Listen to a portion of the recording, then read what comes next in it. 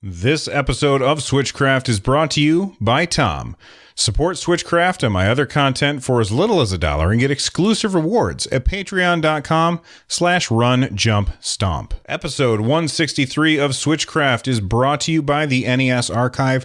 Join me on my journey through North American's NES library, one game at a time, over at youtube.com/runjumpstomp. Okie dokie.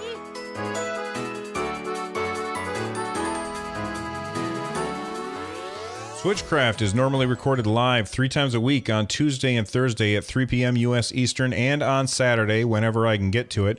Tune in live at twitch.tv/runjumpstomp to watch me record the show live, or you can listen to, just open up your Twitch app, hit the little gear when you're watching the show and say audio only, and you can listen to the show live as well. So I just got to say big thank you to Tom Tate for joining me on this episode. I have to go out of town this weekend. We're recording this on Wednesday night. So if Nintendo announces some crazy things on Friday, now you know why we're not talking about it. But Tom is the host of the Power Time podcast, which is, why don't you go ahead and describe the Power Time podcast, Tom? Yeah, absolutely. So thank you so much for having me on the show. I appreciate it.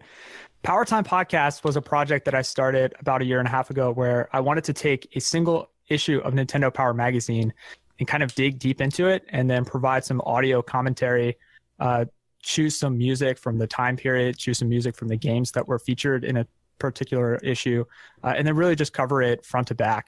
It's been a really exciting project. I've actually been on a hiatus for the past couple of months, but I'm excited because by the time this episode airs, I should have my next episode out, which covers Mega Man, the Game Boy Mega Man, which was a terrible game.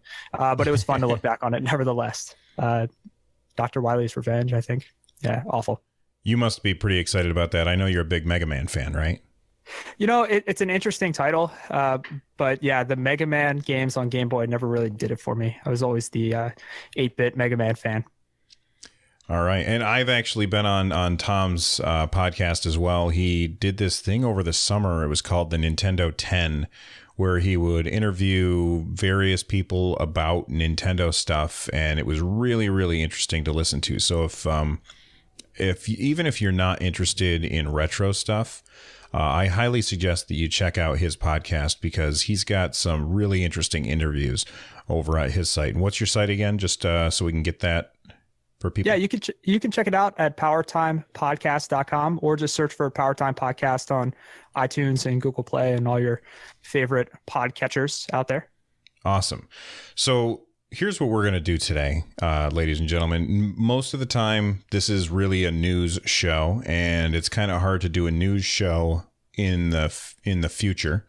So I got a hold of Tom and I said, how would you like to come on and we could talk about your 5 favorite games for your Nintendo Switch that are not Nintendo games? And he said, well, how about we talk about games that we're looking forward to instead? And I said, that's actually a good idea. We'll do both. So I picked 5 games that are not made by Nintendo, that are on my Nintendo Switch that I really, really like. And he picked 5 games that he's excited for. And we're going to kind of ping pong back and forth. So Tom, why don't you start us off? Are yours in a particular order, or is it just random? So mine are in a particular order. So I'm going to start with what I'm least excited for in my top 5. So I'm going to list off 5. So I'm really, really excited for all 5 of these, but I'm going to go from least excited to most excited. Fair enough. Okay, so the first one is going to be published by Adult Swim Games. It has a release date of 2018, but I'm not sure when exactly. And I think the trailer just debuted a day or two ago. And this game is called Pool Panic. Have you had a chance to watch this trailer yet? Yeah, it was part of the Nindies Spring Roundup, or I can't remember the terminology that they used, but it's the one where you're a cue ball, right? Yes. So the actual tagline, I believe, is play the world's least realistic pool simulator. And it has this Cuphead animation style to it. Not exactly like Cuphead, but it has this weird, quirky, hand-drawn animation style. The worlds in this game look absolutely bonkers. It just looks like one of the weirdest, kookiest games that they could bring to the Nintendo Switch, and it's a pool simulator. So I'm really excited because there's 100 single player levels, and I prefer single player games these days. I don't have a ton of time to really get into the depth of a lot of online multiplayer games. So I'm really, really excited for the prospect of sitting around playing this bizarre pool game 100 levels deep. So that's probably my number 5, Pool Panic. Yeah, when they showed the video for this, I was really, how do I want to say this? I was really confused as to how the game plays, because it almost looks like you're just running around as a cue ball, and then out of nowhere, the stick comes in at like a random angle, it almost looks like. And I'm like, how is it that they're controlling this? Because is it like you're using the joystick on the left Joy-Con and then using motion controls on the right Joy-Con? It looks really weird. Is everything that you know of the game from the trailer, or have you done any research on it that like to uncover any of this information? So that is all that I know. I'm not sure how it controls. I'm hoping that it has really good physics. I feel like a pool game would need that. Oh yeah. But I am confident in Adult Swim games. I feel like they've put out some good stuff in the past. So like at first glance, this might look like shovelware, just kind of a kooky, zany pool title, and the physics might be terrible and it might be an awful game. But I feel like Adult Swim Games has a decent enough track record that this has piqued my excitement. Awesome. All right, so let's jump over to what's already out, and it's my first game, and mine are not in any particular order. I tried to put them in an order, and I just gave up and said, no, I'm going to shuffle them. So the first one is one that came out pretty early on for the Nintendo Switch, and that is Puyo Puyo Tetris. My wife and I have spent a lot of time sitting next to each other on the bed with the Switch up on the TV and playing this crazy puzzle game. And she always defeats me, but I have so much fun with it. Have you played this game at all? I haven't, and it's probably a game that I should have picked up for that exact reason, because we spent some time playing Snipper Clips when the Switch first came out, my wife and I, and we got so frustrated playing with each other because you have to cooperate in that game, and I think that it was a little bit challenging for us. I'm not going to say we were on the brink of divorce, but it was certainly a game that it showed the worst out of both of us. So a competitive game where we were playing against each other might have actually been a bit more fun. So maybe we still will pick up Puyo Puyo Tetris and give that a shot. One of the things I really like about it is the fact that you can give yourself a handicap. So like she is much better at these puzzle games than I am. So she'll usually play on fast and I'll play on not, but they don't say fast, medium, and slow. They say things like spicy, sweet, and salty, or some crazy. Oh, cool. Yeah, I'm not sure what it is that they use for the terminology, but I'll play on one of the slower ones, so I have a little more time to equivocate and figure out what I'm going to do. And she plays a little bit faster, and that allows us to compete with each other, but she's still being challenged and I'm still being challenged. And that's one of the things I really like. If you don't have somebody to play with, though, I would not recommend this game. It's definitely a game where you want to share the joy. You take off that Joy-Con, hand it to somebody, and play against them. And it's really fun. So Puyo Puyo Tetris, I highly recommend that. All right, what's your number 2, man? Okay, so I'm going to go with a game called Dragon Marked for Death. And there's not a lot of content out there for this game as well. I think it's been on the showroom floor at a couple conferences or conventions, so a few people have played it. And there was an initial trailer at some point last year for this game. I'm most excited for this game because it's being developed by Inti Creates, and I'm a huge fan of Inti Creates. They did the Mega Man Zero series. They did Mega Man 9 and 10. They also developed Blaster Master Zero, which when you first approached me about this episode, that probably would have been my top game released not by Nintendo on the Switch, Blaster Master Zero. I thought that was fantastic. A launch title as well, wasn't it? Yeah, it was yes, it was definitely within that first couple weeks, because I remember that being one of the games I was playing side by side with Breath of the Wild. But I'm such a huge fan of Inti Creates, and they're putting out this game that's a side-scrolling action RPG. The art style is really cool, and there's local play. So I can probably convince my wife to play this one, or if I have a few people over, and online play as well, which I think is cool that you can have the option for both. And I'm just excited for this. Azure Striker Gunvolt is another game that Inti Creates put out on the Switch, and I think that it's going to be an interesting title. I'm excited to see a little bit more of it before I really draw conclusions. But it's one of those games that's definitely on my radar. All right, and he just mentioned two games that I did not put in my list, but they are really well. Okay, I haven't played Azure Striker Gunvolt, but I've heard it's really good. But Blaster Master Zero for the Nintendo Switch is a fantastic Metroidvania game. And something that I really like about this developer is how much support that they give to games once they're already out. Like, they've already put out a lot of very, very low cost DLC for Blaster Master Zero. And it is not like, it's not just like a palette swap or something like that. They bring in characters from other games, and it completely changes the way that the game itself plays. Have you done any of the DLC for Blaster Master Zero? I did Shovel Knight, and I thought that was really, really cool and well done. And as you're saying that, I'm remembering that they actually put that out for free, I think, in a window. So they had this window of time where you could get them for free if you purchased the game, and then they went to paid. And I thought that was really, really smart. It kept people playing their game and talking about their game. And like you said, just continuing to support a title after it's out. Always nice to see. Yeah, definitely. So we just kind of talked about a Metroidvania game. So I'll hit number 2. And again, mine are in no particular order, but another Metroidvania game that I really, really enjoyed on the Nintendo Switch is, oh no, wait. Is it my turn or your turn? I've lost track now. Oh, it's your turn. Yeah, yes, because you did Inti Creates, and then I talked about it. Is SteamWorld Dig 2.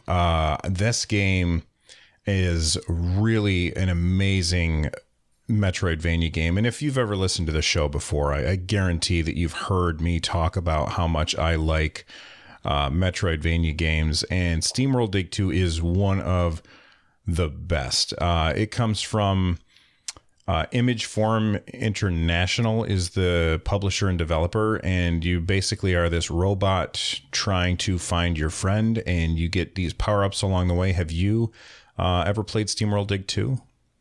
I'm so embarrassed. I haven't played any of the SteamWorld games, but I know that they're good, just based on recommendations from you and recommendations from a lot of gamers that I respect.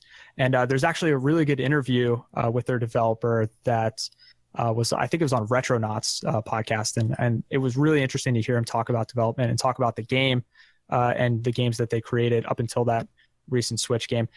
I have to go back and play it. It's on my list for sure. Oh, I mean, we all have those games that are on our list of shame. And I won't mention the sheer number of list of shame games that I have, but if you have the chance, make sure that you pick up SteamWorld Dig 2. It's $20 on the eShop, and it is definitely worth it. I play a lot of different games, and usually they have trouble holding my attention, but SteamWorld Dig 2 I actually completed, which is rare for me. Why don't we hear about number 3 for you, Tom? Okay, so the next one for me is a game called The Messenger, and it's being developed and published by a studio called Sabotage. And I don't know anything about this studio. I think that this is their first game. And I also, I want to say that it's going to be a Switch exclusive, but it might also be coming out on Windows. I'm not sure. It's kind of a throwback to Ninja Gaiden. It has a 8-bit / 16-bit aesthetic, and the music is very reminiscent of like Shovel Knight's music, where it's a throwback to the 8-bit and 16-bit days, but it has that modern tinge to it, and the action just looks so fantastic. It's a 2D side scroller, and it has that those old school graphics, but there are more kind of advanced elements that you see in current games. Like you have a skill tree, almost like you see in Skyrim and more in-depth RPGs. So it's almost like playing Ninja Gaiden, where you've leveled up with a skill tree, which is really cool. There's some Metroidvania stuff, I think, going on there, and everything about it just looks really rad. Even the logo just kind of has this late 80s, early 90s vibe to it. I'm really excited. It seems to have a sense of humor too, which I think is going to be a lot of fun, just like Shovel Knight had. So I'm really pumped for this one. It's called The Messenger. And again, not too many details out there, but from what I've seen, it's definitely something to keep on your radar. Definitely. And when I first saw, because this is another one that was part of the Nindies retrospective or whatever it is that they called it, like, I don't know, 2 or 3 days ago. And as soon as I saw it, I was like, oh man, are they making an 8-bit Ninja Gaiden game? Or are they making, that's exactly what I thought. Like, I almost worry that they're going to get sued because the sprite looks so much like how many different ways can you make a ninja, I guess, but it looks so much like the ninja or Ryu from Ninja Gaiden. But that game looks really good, and that's another one that I am excited for. Although I forgot that it was called The Messenger when I talked about the roundup the other day, and I think I referred to it as some other game because I think there were 2 ninja games that were mentioned at the Nindy Direct, and this was definitely the one that intrigued me more. Well, we've talked about it a couple times now. He's mentioned it a couple times. I've mentioned it once. And my next game that I'm excited for is Shovel Knight Treasure Trove. Or not excited for, but one that I absolutely love having on the Switch. And Shovel Knight is an absolute joy to play. It's a game, it's a Metroid. Well, it's not really a Metroidvania game. It's really more of a side-scrolling, very reminiscent of DuckTales for the NES. And my son and I sat down and played it. And we went all the way from beginning to end. That never happens. Like, this is a game that held my attention and it held my son's attention. And at the time he was 8 he was 8 at the time. So that's pretty impressive. And we had so much fun with it. And you've mentioned it a couple times. Clearly you are a big fan of Shovel Knight as well. Yeah, I absolutely love it. And I can't really sit here and claim to be the biggest Shovel Knight fan because I've only played through the initial Shovel Knight, but I did play through it a bunch of times. So I've played through it maybe 3 or 4 times now just because I love it so much and I like going back to it. I started it when it first came out on 3DS and then picked it up on Switch and then played through it again. It's actually one of the few games, recent games that I've introduced to my son. My son is really young. He's 4.5. So I haven't really wanted to introduce too many games to him. I think there are a lot of games that he would find too challenging and they would go over his head content-wise. But that's just a quick and easy, fun game that he can sit down and play. And he's played that on 3DS and Switch, and he really enjoys that game as well. Yeah, and I gotta say, if you mentioned the music before, it is one of the best chiptune soundtracks I have ever heard, and regularly my son and I will listen to it when we're in the car driving places because it is just so good. And my wife, who's not really a gamer, like the only game she really plays is Puyo Puyo Tetris or Dr. Mario, and that's really so that she can laugh at how terrible I am. And whenever I play that music, she's like, "Oh, I really like this." Shovel Knight music is fantastic. Why don't you tell us about your next one?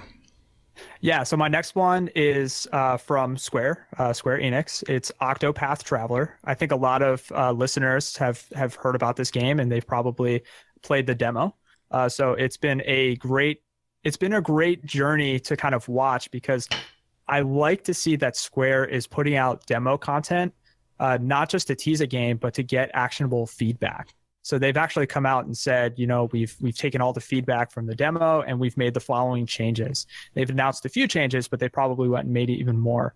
So it's exciting to hear that. And because the plot around Octopath Traveler, it kind of involves multiple characters that you can control. So I guess there's 8, right? That would make sense, Octopath. So I think there's 8 characters that you can control throughout the game. And they've been slowly kind of leaking out information about each character, each unique character throughout the past year leading up to the release of the game. So I'm excited for this game mostly because I missed the Bravely Default games, but I know how applauded they were for kind of being a Nintendo exclusive RPG, kind of true to form. And I'm excited to see Square Enix making a Nintendo exclusive RPG again. And this is one that I'm definitely going to sink my teeth into, even though I missed those Bravely Default games. The art style is this, I think they're calling it 2.5 HD. It's beautiful. It really makes me want to see like Final Fantasy VI remade completely in this art style. Like something like that would be absolutely epic, or like a Chrono Trigger. They're busy putting out terrible mobile ports of Chrono Trigger or mobile ports to Steam. So why not spend some time and resources actually making it pretty? But yeah, this game looks fantastic. Have you had a chance to play the demo? I did play the demo, and I am, you mentioned that they took feedback from people on the demo, and this is something that really, really made me happy, because when I played the demo, I definitely had problems with the game. Like save points being not in a place that didn't really make the most sense. So like, I remember I went up against a boss, and I died because I was just kind of half paying attention to the game. I was just checking it out, not really diving in deep. And the boss beat me, and then my last save point was like before the boss, but I had to sit there and wait through a 5-minute monologue from the boss in order to fight him again. And that was enough to just make me say, nope, I'm done. I don't want to play this. And I was really sad about that, because you are absolutely right. It looks gorgeous, and it's not all about graphics, but it looks really, really good. And they really impressed me on this game. And the fact that they are taking feedback from people who did the demo is just really awesome. And it's almost like there's like 28 different teams at Square, and some of them are amazing and some of them are just lazy. And I don't know which are which, but I really hope the amazing ones keep getting the projects that we like. You're a big RPG guy? Yeah, I just started Final Fantasy 15, so I'm playing through that now, which has been fun. Oh, yeah, I'm playing that as well. I'm kind of, it's tough for me because it's such a big game. I just haven't had time to really sink in, because the podcast and the Twitch stream and the YouTube stuff all kind of pulls me in 12 different directions. So getting to sit down and spend some time with Final Fantasy 15 or a big game like that is tough, especially when I can't take it with me. And yes, I could play Final Fantasy 15 on my phone, but yeah, sure. Yeah, Octopath Traveler really looks like something that being able to take it with you wherever you go, I'm much more likely to finish a game like that. So I definitely agree that Octopath, terrible name, by the way, but really, really something to be excited about. It really is a terrible name, isn't it? Yeah, Octopath Traveler. I'm glad they got rid of the project. Yeah. I mean, hopefully it kind of sinks in once you start playing the game. Maybe that really resonates with like an actual plot point, but we'll see. Yeah. And just because for parents out there, don't let your kids play this game. It might look like a game that's okay for kids, but this is definitely a game where there is some elements that were really, how should I put it, Tom? It was dark. It was dark. Yeah, it was really dark, and there were some things that were happening in it where I was like, "Oh wow, that is not cool." So definitely, this is not a game for kids, even though it looks like it is approachable to kids. Agreed. Yeah. All right. So my next game on the list, or this is my last game on the list, isn't it? This is number 5. Sure. Yeah. Is Has Been Heroes, and this one actually, a lot of people kind of panned this game, and I understand why, because let me explain what kind of game it is. Have you played it? I've watched so much of it, but I haven't actually purchased it to play it. Okay. So this game is like, you've got these 3 characters on the left side of the screen, and then you've got the enemies are marching towards you from the right side of the screen. And every time that you have to rearrange your characters on the left and then have them attack the characters on the right in order to keep them at bay, so that they don't overwhelm you. And it is a roguelike game in the way that every time you play it, it's different. Now, the reason why it got panned is because it is insanely difficult, and the developer did a terrible job teaching you how to play the game. But once I figured it out, I had so much fun playing this game. And it is one of those games that you can probably find at GameStop super cheap, or you can go on, like I'm looking at Amazon right now. You can get it for $20. Honestly, I think you can get it for $20 at GameStop too, so you don't even have to order it from Amazon. But it is definitely not a game that you want to play if a difficult game will scare you away. But it has those moments where you try and do something, and then when you succeed, you feel like the greatest warrior on the planet. And of course, those moments are few and far between because you're going to fail a lot, but it's still incredibly fun at the same time. So Has Been Heroes, I am a big, big fan of that game, even though most people panned it. Go ahead. Well, that was released pretty early on too, right? Like within at least the first couple of weeks. It was. The Switch. So that was really smart on their part, because I feel like if that was, say, 6 to 8 months into the Switch's release, it might have gotten completely lost with the volume of games that were out at that point. But they did a good job bringing that game out early. They did, and it's on other platforms as well. But this is definitely one where, like, there's no detractors for playing it on the Switch as opposed to PS4 or Xbox or Steam. The graphics are not super important for it. It's really, really fun, and I recommend it. What's your number 5? So I'm gonna hit you with my number 5, but I'm looking at your list, and that was actually your number 4. It was. So you do have one more. Oh my gosh, you're right. I did. Okay, and it's a big one. It's a big one. So I want to make sure we don't miss that one. I did miss it. So my most anticipated game that's been announced. There are a few games that I'm wishing are released, but they haven't been officially announced.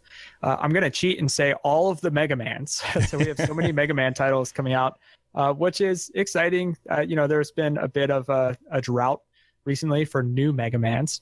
And on the Switch, we're going to get the Legacy Collection 1 and 2.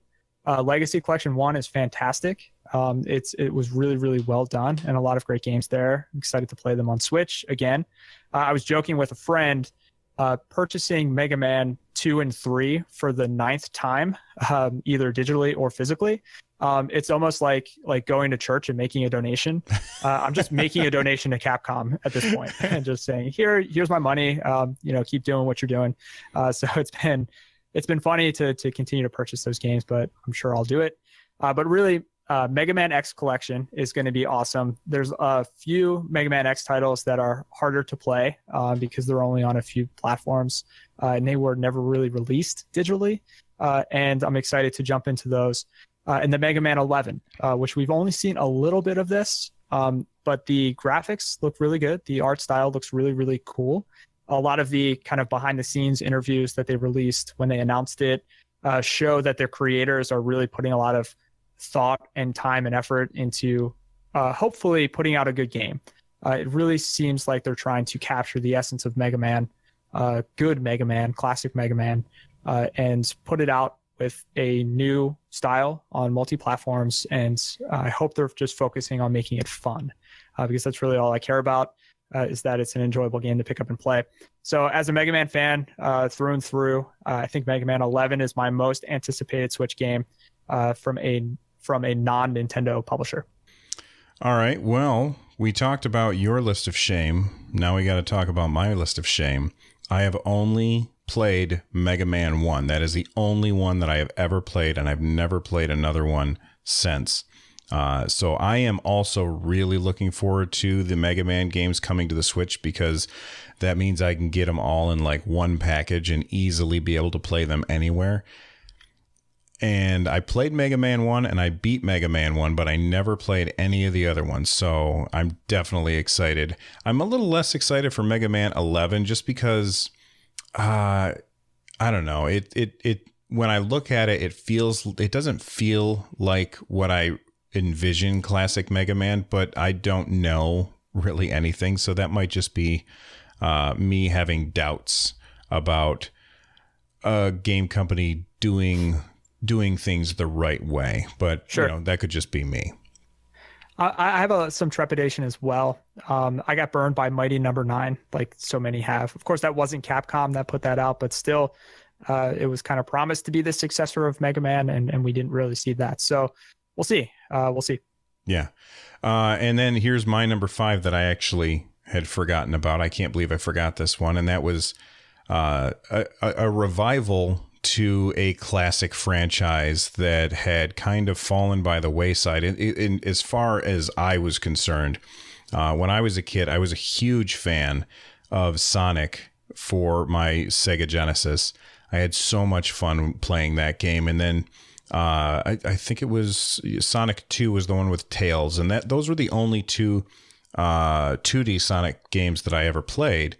And then the 3D Sonic games came out, and I despised them. They just were not fun for me. I never enjoyed any of them. And for me, Sonic just kind of almost turned into a joke. And then Sega ended up hiring this guy. I think his name was Christian Whitehead. And he was basically making this game on his own. And Sega said, hey, why don't you come on in-house and you can work on an official Sonic game. And that became Sonic Mania, which is so much fun. I can't believe I skipped over this. Unbelievably fun game. It feels like the original Sonic games. Absolutely. They absolutely nailed the feel to it. And we've had so much fun. Like in my community, we even had like tournaments where we were trying to have like speed runs on the first level to see who could get the lowest time. And I gave away a dock sock to the winner, which I believe was Link 31254. Have you played Sonic Mania? Yeah, I definitely. And I picked it up because of your community engagement with it. So it was going to be one of those games that I kind of waited for a lull in games before I actually picked it. It looked like everyone was having so much fun. I love the idea of speed running, which I never really did in Sonic. It was just always kind of play the game. But I think that this game definitely incentivizes that a little bit. And yeah, it's been great. And I heard they just announced some DLC or some new content and a physical release. So I'm excited for that. I think that hopefully, I don't know if you know this. Are they going to give current owners a way to get the extra content without rebuying the whole package? Yeah, the DLC. Okay, so what Tom's talking about is Sonic Mania Plus, which was announced maybe 2 weeks ago, I think. And basically it comes with like a new 4-player mode and a couple of extra characters and cool stuff like that. And you can buy that for $30. Well, we bought Sonic Mania for $20. So of course it's $10 for the DLC. Great. And so you're going to miss out on some physical stuff for it, but it doesn't matter.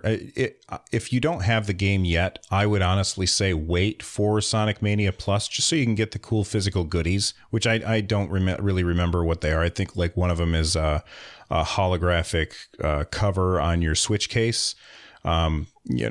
Silly things like that in Sure. 10 years really don't make that big of a difference. But I would just wait for Sonic Mania Plus and get it all in one package because it's going to feel the same when you're playing it. And, what I think I'll do maybe when I get back from being out of town is maybe I will set up another tournament in Sonic Mania and we'll see if we can get some speed runs going on a different level this time.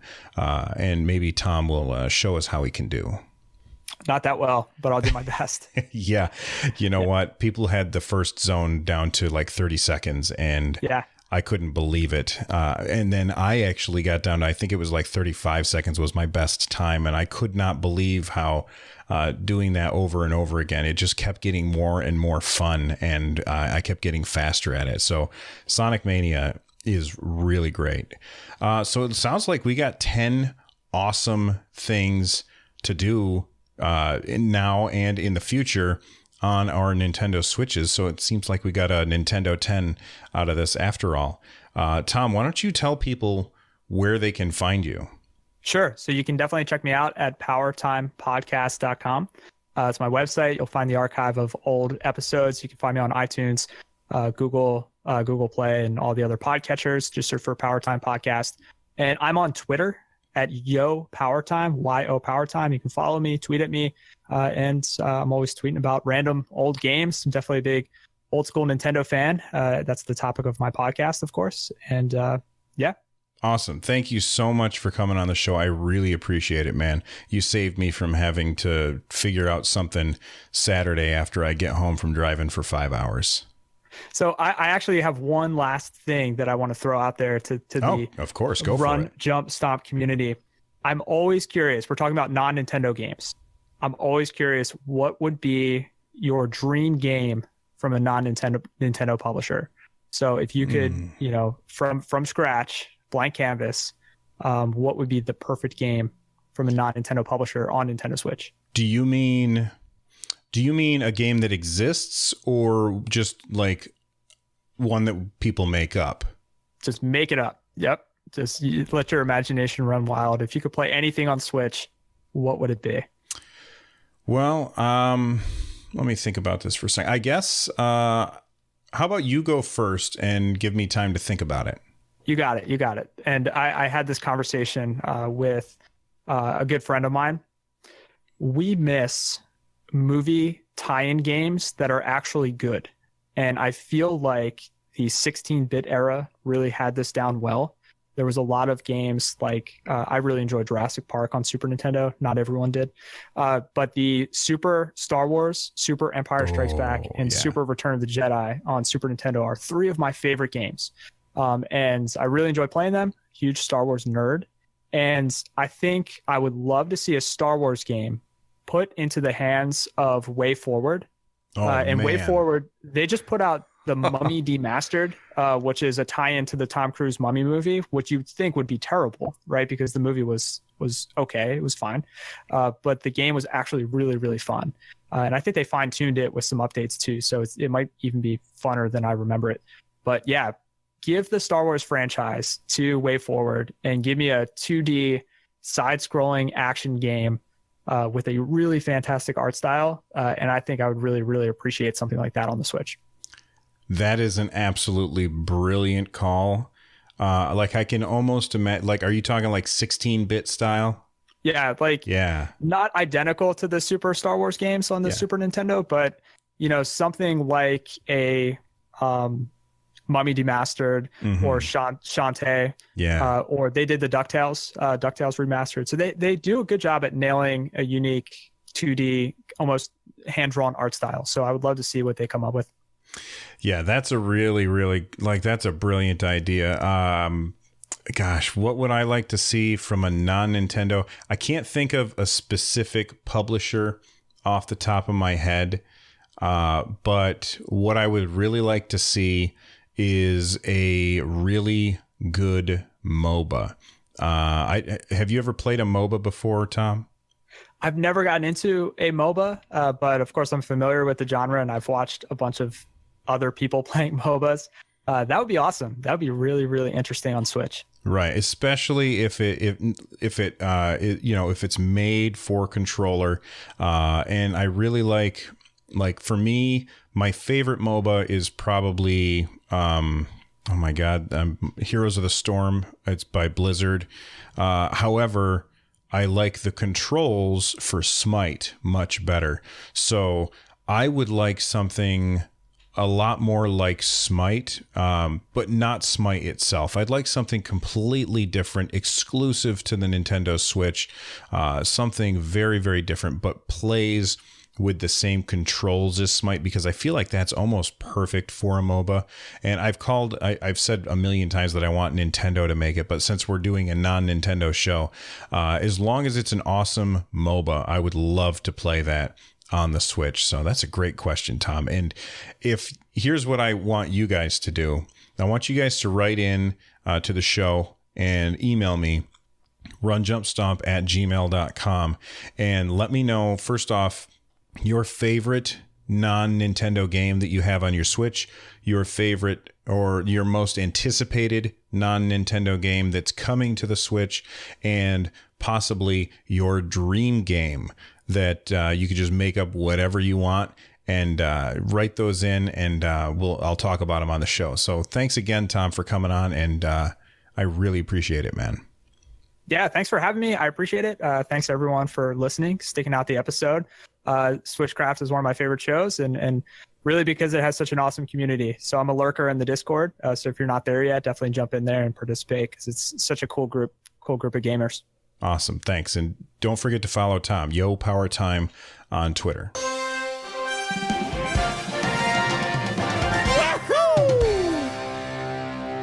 Well, big thanks to Tom for helping me out on this episode. That is all the time that we have for today. If there's a story that I missed or a topic that you would like discussed, please let me know by emailing me, runjumpstomp@gmail.com, or you can join the Discord like Tom said.